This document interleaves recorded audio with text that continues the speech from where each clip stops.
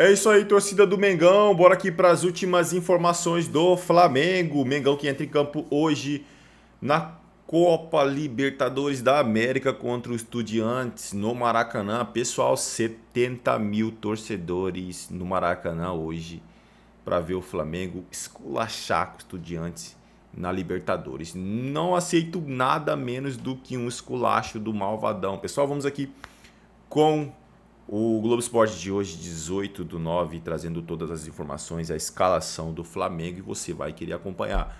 Se não é inscrito no canal, se inscreva, deixe seu like e o seu comentário, que isso faz uma enorme diferença pra gente aqui dentro da plataforma. Não se esqueçam de ativar o sininho das notificações para ficar por dentro de tudo que acontece com o Mengão. Agora, pessoal, sem mais enrolação, bora pro conteúdo.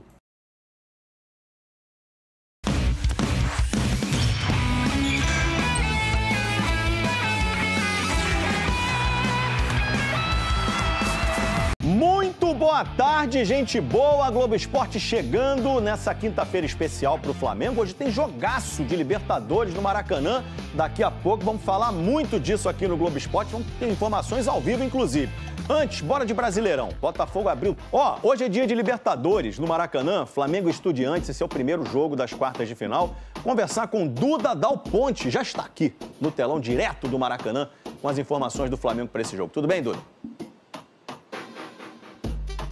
Oi, Escobar, muito boa tarde para você, para todo mundo que nos acompanha no Globo Esporte. Hoje à noite isso daqui vai estar fervendo. Ingressos esgotados há alguns dias e expectativa de quase 70 mil pessoas hoje à noite para acompanhar Flamengo e Estudiantes.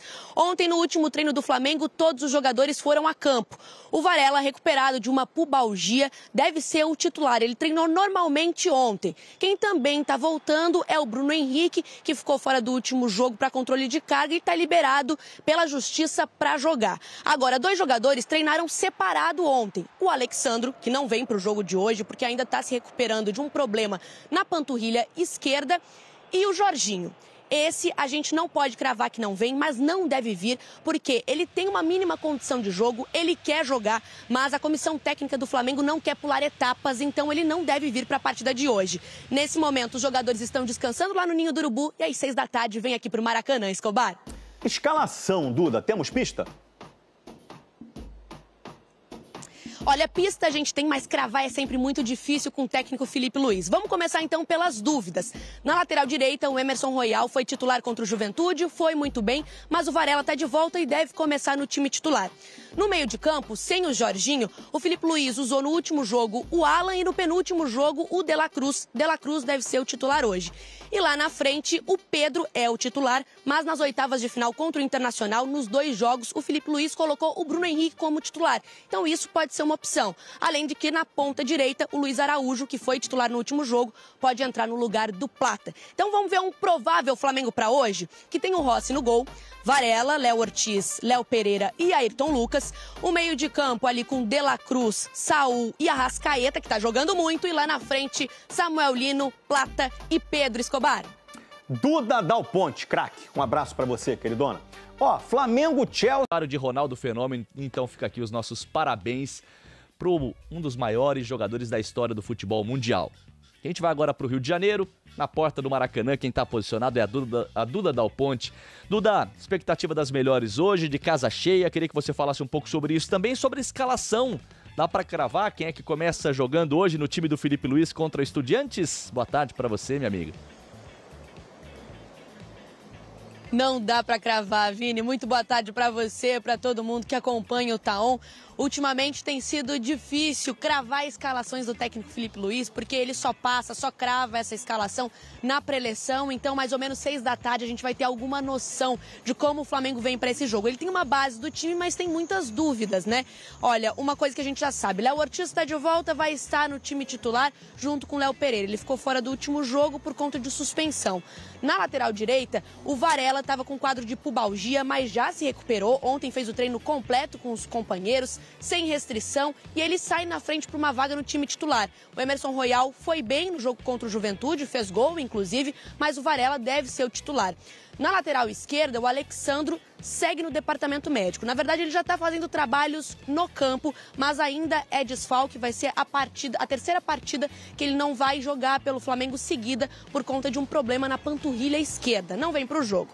No meio de campo, Jorginho ainda é dúvida. Ele muito provavelmente não vem para o jogo, mas não dá para cravar. Até um torcedor passou agora há pouco e perguntou: ô Duda, o Jorginho vem para o jogo? Falei, olha, não posso te afirmar isso ainda. Por quê? Ele fez trabalho no campo ontem com os jogadores, separado também por conta de um edema que ele teve na coxa esquerda, ficou fora dos últimos 2 jogos. E ele tem uma mínima condição de jogo. Inclusive, o Jorginho quer jogar. Só que a comissão técnica do Flamengo não quer forçar o jogador, colocar ele aqui para jogar e ter uma nova lesão que vai deixar ele fora por ainda mais tempo. Então, nesse caso, há cautela. A gente não consegue cravar ainda se ele vem ou não, mas, a princípio, o Jorginho não vem para o jogo.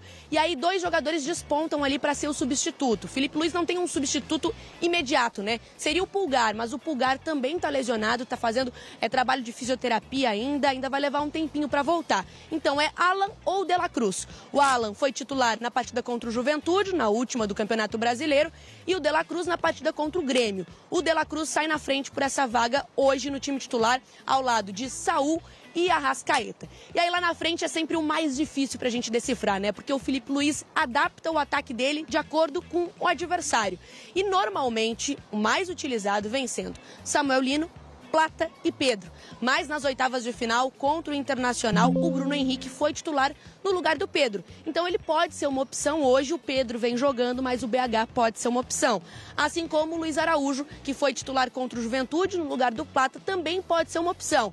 Ou seja, dei várias opções aí, é difícil cravar, tem uma base, mas tem dúvidas também. E aí essa é a expectativa para o jogo de hoje. Você falou de público também, Vini. E olha, ingressos esgotados já há alguns dias. Algumas pessoas passaram aqui nos perguntando também se tem ingresso para o jogo de hoje. Não tem. Expectativa de casa cheia, mais ou menos 70 mil pessoas aqui no Maracanã, para essa partida que é importantíssima, né? Flamengo e Estudiantes já se enfrentaram algumas vezes, 8 vezes, foram 3 vitórias do Flamengo, 4 empates e apenas uma derrota para o Estudiantes, então tem esse bom retrospecto. Flamengo é o único carioca aí que segue na Libertadores, lembrando que desde 2022 só cariocas conquistaram o título da Libertadores, Flamengo, Fluminense e Botafogo, então é a esperança aí do Rio de Janeiro nessa Libertadores.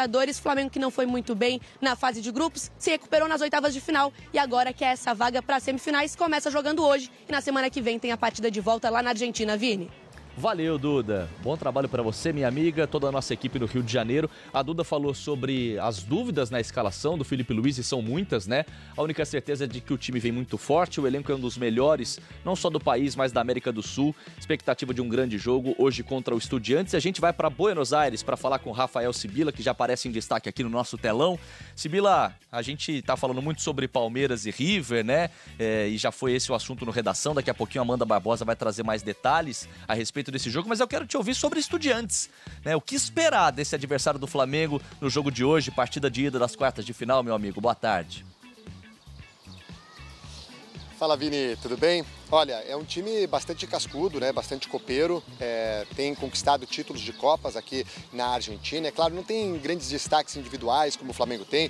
Tem o Cristian Medina, que foi a maior contratação da história do Estudiantes, quando o Estudiantes pagou 15 milhões de dólares por ele, jogador que era do Boca Juniors. Mas assim, é um time muito reativo.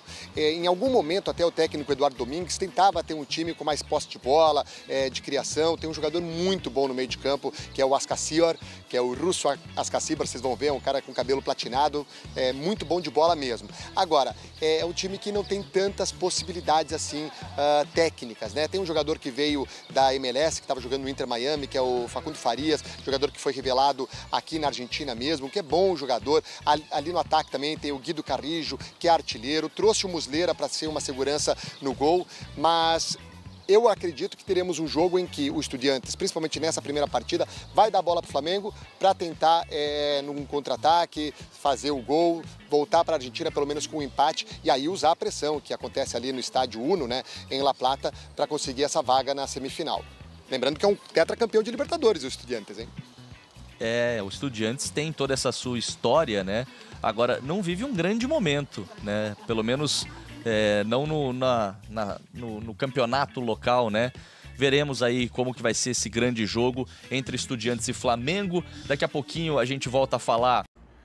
É isso aí, torcida do Mengão. Bora aqui para mais um conteúdo, mais uma notícia trazendo para vocês, pessoal, as últimas informações do Malvadão. Vamos aqui com comentários do Vene Casagrande, atualizando todas as informações do Flamengo.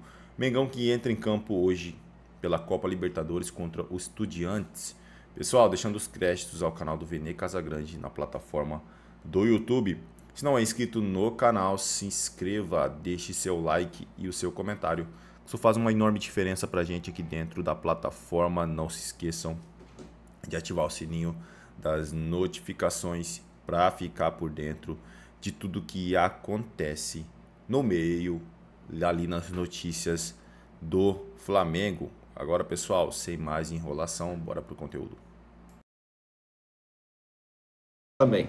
Vamos para as informações. Antes de trazer o principal assunto, que é envolvendo o estádio próprio, vamos lá. Informação sobre o campo e bola, porque o Flamengo entra em campo nessa quinta-feira para pegar os Estudiantes no jogo de ida das quartas de final da Libertadores, com aquela dúvida, Varela ou Emerson Real? O que eu tenho de informação, Varela treinou no time titular. Isso quer dizer que ele será o titular logo mais? Não, porque em várias oportunidades já me passaram que um determinado jogador treinou o titular e depois o Felipe Luiz mudou durante o dia porque estudou o adversário e enxergou que fazendo tal alteração poderia surpreender o adversário. Então, para vocês que me perguntam, Varela treinou o titular. Agora, eu não consigo chegar aqui na frente da câmera e cravar que o Varela será titular, porque o Felipe Luiz já mudou em várias oportunidades. No meio de campo, eu acho que ele vai com o De La Cruz na vaga do Jorginho, porque o De La Cruz nem sequer entrou em campo contra o Juventude. Acho que o Felipe Luiz já estava pensando na possibilidade de utilizar o De La Cruz e, entre aspas, preservou o jogador naquele jogo. E o provável Flamengo tem Rossi, Varela, Léo Ortiz, Léo Pereira, Ayrton Lucas, De La Cruz, Saúl e Arrascaeta, Plata, Samuel Lino e Pedro. É um bom time para vencer os Estudiantes e fazer um bom placar no jogo de ida, porque eu acho que o Flamengo precisa vencer por mais de um gol de diferença. Por que eu falo isso? Porque se vencer por um gol de diferença ou até mesmo conseguir um empate, eu acho que a postura dos Estudiantes lá na Argentina não vai ser uma postura de sair para o jogo. E a gente sabe que quando uma equipe consegue se defender muito bem, está cansado de ver seu filho grudar para infiltrar nesse setor defensivo, nessa linha de 5. Então, o Flamengo tem que fazer um placar muito bom aqui no Rio, e eu acho que tem condições para isso, vamos torcer para isso. Eu aposto no 2-0 Flamengo, tá? Estou apostando nesse placar aí, e eu quero saber qual é o palpite de vocês. Galera, vamos agora para a informação principal. Informações apuradas junto a pessoas que participaram da reunião do Conselho Deliberativo do Flamengo na noite de quarta-feira para abordar a construção do estádio próprio. Eu vou direto aos fatos, tá? O entendimento na reunião, de acordo com alguns conselheiros que eu escutei, se eu falar todos, eu vou estar mentindo porque eu não ouvi todos os conselheiros que participaram da reunião. Todos com os quais eu conversei relataram que, dentro do tempo eleitoral, a gestão anterior, a do Landim, já sabia, avisado pela Arena, que os valores seriam a partir de 2,2 bilhões, ou seja, 275 milhões de reais a mais do que havia dito. O total daria quase 2,7 bilhões. O custo total do estádio real seria de 3,1 bilhões de reais. 2,5 bilhões sem custo de capital, Arena, e 3,1 bilhões com custo de capital, FGV. O remanejamento da Naturgy não foi considerado no cronograma do estádio. A estimativa da Naturgy de tempo de remanejamento do planejamento total é de 4 anos. Isso está em uma carta que foi enviada à antiga gestão no dia 10 de setembro, que eles mandaram para a antiga gestão e, pelo visto, a antiga gestão não repassou aos conselheiros, pelo menos foi o que esses conselheiros relataram. Evidenciado em 21 estudos de acesso público, tornam os 5 meses de descontaminação propostos irreais, ou seja, o que havia dito que em 5 meses todo aquele processo de descontaminação do terreno seria feito, é inviável. Em 5 meses não tem como. O relatório da FGV estimou entre 18 meses a 2 anos a descontaminação do terreno.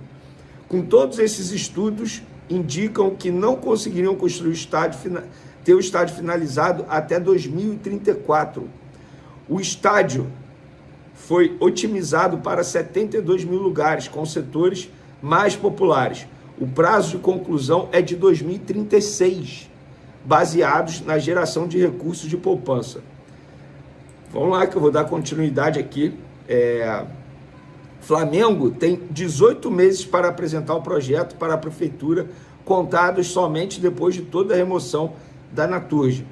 Oficialmente, a Prefeitura do Rio de Janeiro assume toda a remoção da Naturge do terreno, ou seja, os custos. E após a emissão da licença de contrição, o Fla tem o prazo de 36 meses para começar as obras. E para finalizar, o município apresentará projeto de lei que autoriza as CEPACs da sede da Gávea lá do Flamengo. Gente, diante disso tudo, eu pergunto para vocês, como a antiga gestão estava prometendo construir o estádio até 2029, sem fazer o clube se tornar SAF? Até 2029, com o clube sendo SAF, acho que dava, acho que daria.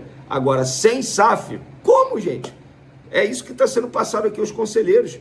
Gente, é assustador. Eu vou repetir aqui. Quando que o estádio ficaria pronto? Em 2036. A gente estava falando de 2029. São 6, 7 anos de diferença. Isso é assustador. Diante do que foi passado aqui aos conselheiros do Flamengo, não seria nada absurdo se os conselheiros do Flamengo exigissem uma palavra do Landim, que foi o antigo presidente esse que estava prometendo, inclusive, distribuir camisa para sócios do Flamengo com o número 2029 atrás. Inclusive, ele foi recentemente a alguns jogos no Maracanã com camisa do Flamengo com 2029 atrás. Então, fica a dúvida. E aí, como é que seria a construção desse estádio até 2029? Porque pelo que a nova gestão está passando, seria possível em 2036.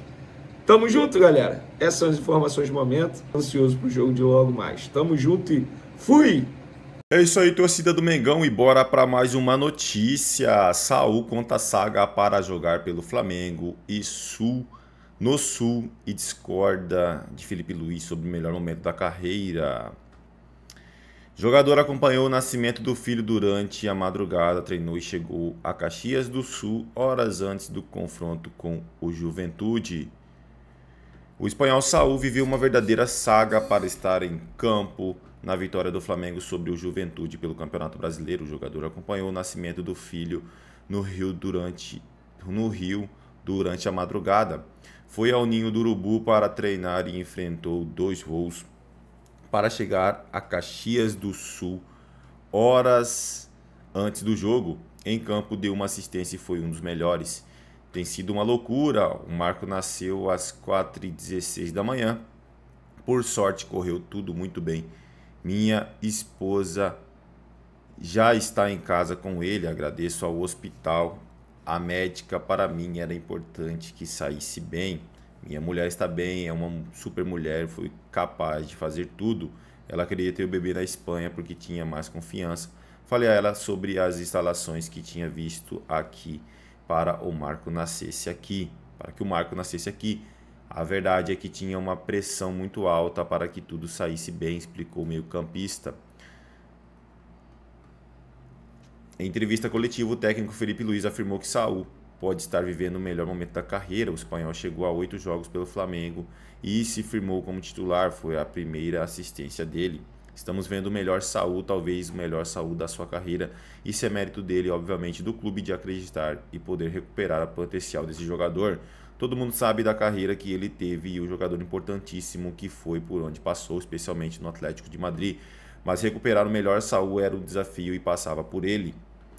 Ele está em um nível altíssimo, acredito que sempre ter um filho motiva muito. Não esperava também que depois de todo esse esforço de acordar 4 da manhã pegar 2 voos e jogar aqui por 90 minutos fosse jogar com tanta qualidade, um jogador diferenciado, e temos muita sorte de tê-lo aqui conosco, disse Felipe Luiz. Saul, porém, discorda. Ele falou que teve outras boas fases e ressaltou tudo que os jogadores precisam abrir mão durante a carreira.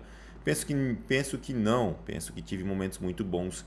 Mentalmente me encontro muito bem, minha família me acompanha nessa aventura. Sei que para minha esposa não é fácil todo o tempo que compartilho com meus companheiros.